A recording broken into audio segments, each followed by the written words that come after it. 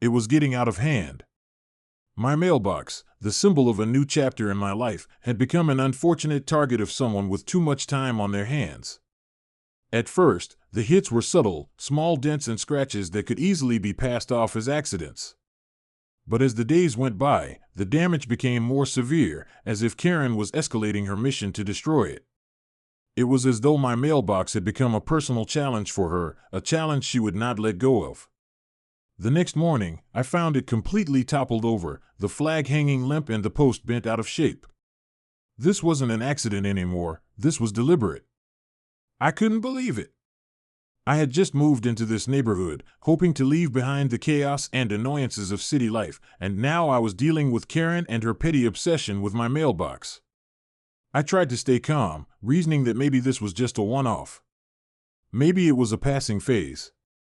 But when I walked out the following day to find the mailbox in even worse shape, the post snapped in half, I knew something had to be done. I was done being the passive observer in this petty drama. I did what any reasonable person would do. I began watching the streets, monitoring my mailbox every time I heard the sound of a car passing by. For days, I kept an eye out, but nothing happened. Then, on the 5th day, I saw it. There it was, creeping around the corner like a predator stalking its prey, Karen's car. I was ready. This time, I was prepared. As I watched, Karen slowed down as she neared my driveway. She made eye contact with me, then casually swerved toward the mailbox, the same mailbox she had hit before. I stared at her, trying not to give anything away, as she hit it again, harder this time, without hesitation. She didn't even look back. I had finally caught her in the act. I couldn't believe it. Karen had just driven by, knocked over my mailbox, and didn't even stop to check the damage. She didn't care. The thought of her doing this repeatedly made my blood boil, but more than that, it made me realize that I had to do something big. This wasn't going to end with a few complaints or fixing a few more dents. I was done fixing it just to have her destroy it again. It was time to teach her a lesson she wouldn't forget. I didn't want to confront her directly. I wasn't interested in starting a war with my neighbor, I was simply trying to live in peace. But the mailbox was different. That mailbox was a symbol of her constant bullying, and I wasn't about to let it happen again. The more I thought about it, the more the idea began to form in my head. It needed to be something unbreakable, something that would make Karen regret even looking at my mailbox. Then it hit me, titanium. Titanium was indestructible. It was durable, resistant to corrosion, and incredibly tough. I knew I had to build something out of titanium, a mailbox so strong that even Karen's reckless driving couldn't damage it. But how could I go about making a titanium mailbox? I wasn't a metalworker, but I knew a few people who could help me out. I began researching, watching videos, and looking for experts who could help bring my vision to life. The next few days were a whirlwind of phone calls, materials, and design plans. I wanted to create a mailbox that would be both functional and a statement. It couldn't just be titanium, it had to be something that would stand out, something that would make Karen think twice before even considering running into it again. I wanted it to be a work of art. My mailbox would be sleek, shiny, and impenetrable. I ordered the materials, found a local welder who had experience working with titanium, and started the process of bringing this mailbox to life. As the days passed, I grew more and more excited.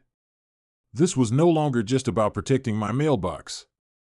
It was about standing up for myself and sending a message that I wasn't someone to mess with. The next time Karen hit my mailbox, she would regret it. And I would be there, recording it all. The construction took a while, but I didn't mind. The excitement of finally building my titanium masterpiece kept me going. Each time I picked up the pieces, I imagined the moment when Karen would try to destroy it, only to have it bounce right back. It was going to be epic. But more than that, I wanted to show everyone that there are ways to deal with difficult people without stooping to their level. Sometimes, all it takes is a little creativity and a lot of patience. And so, my titanium mailbox became my secret weapon, ready to teach Karen a lesson she would never forget. I had no idea where this would all lead, but I knew I had to act fast. The mailbox had become more than just a symbol of frustration, it had turned into a battleground. Every time I fixed it, Karen's reckless driving took a toll on it again. I had tried everything, being polite, ignoring the damage, but none of it worked. So, I decided to hit back, not in the way Karen might expect, but with something smarter and far more satisfying. I was going to build a mailbox that could take whatever she threw at it, a mailbox so durable that even she would think twice before trying to knock it down. I needed a plan, something bold and inventive, but also something that would send a clear message. That's when it hit me: titanium. It wasn't just any metal, it was stronger than steel, incredibly resistant to corrosion, and nearly impossible to damage. The more I thought about it, the more it made sense. If I could build a mailbox out of titanium, it would be indestructible. And when Karen tried to hit it again, her car would be the one to suffer, not my mailbox. I wasn't sure how I would pull this off, but I was determined. I started researching everything about titanium, its properties, how to weld it, and where to get it. I even found some suppliers who specialized in the material. But I had no experience working with titanium, and this wasn't a small task. It required tools, equipment, and skills I didn't have at the time. I needed help. I reached out to a local metalworker who specialized in high-end metal sculptures and custom jobs. He was fascinated by the idea, but warned me that it wouldn't be cheap. I didn't care. I was all in. Weeks went by as I ordered materials, gathered the necessary tools, and collaborated with the metalworker. The titanium arrived in large sheets, and I watched as the metalworker carefully cut and shaped it into the form of a mailbox. It wasn't just about making it indestructible, it had to look sleek, modern, and intimidating. This mailbox had to send a message, not just to Karen, but to anyone who thought they could mess with me. It had to be the ultimate statement of resilience. The design came together beautifully. The titanium mailbox gleamed under the sun, with sharp, sleek edges that made it look futuristic.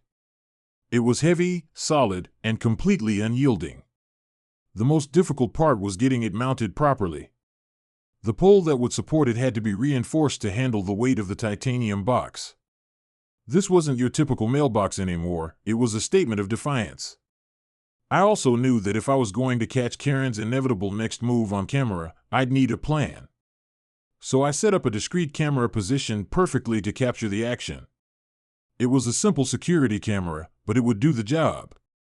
I checked the angle repeatedly to ensure it would capture the exact moment when Karen tried to destroy the mailbox. I wasn't about to let this moment slip away without proof. The anticipation was unbearable.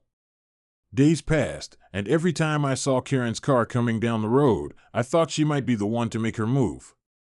I checked the camera, checked the mailbox, and waited. It was only a matter of time. Then one morning, it happened. I saw her car coming down the street, creeping ever so slightly as she approached my driveway. I knew what she was up to. This was it, the moment of reckoning. I quickly ran to the window, phone in hand, ready to record. The tension was thick in the air. She slowed down as she neared the mailbox, no doubt planning her usual hit. And then, with the force of a small earthquake, Karen slammed her car into the titanium mailbox. The sound was deafening, a loud, sickening crunch. I stood there, waiting for the inevitable. But when I looked up, I was shocked by what I saw. Her car had bounced back like a rubber ball. The titanium mailbox didn't even budge. In contrast, Karen's bumper had taken the full brunt of the impact. The front of her car made an awful noise as the bumper shattered, completely wrecked from the collision. Her car, which she had no doubt assumed would easily demolish my mailbox, was now the one that was damaged. I couldn't help but laugh out loud. It was glorious. Karen had gotten a taste of her own medicine, and it wasn't pretty. Her car was completely immobilized, with the shattered bumper hanging loosely. She stepped out of the car in disbelief, staring at the damage in horror.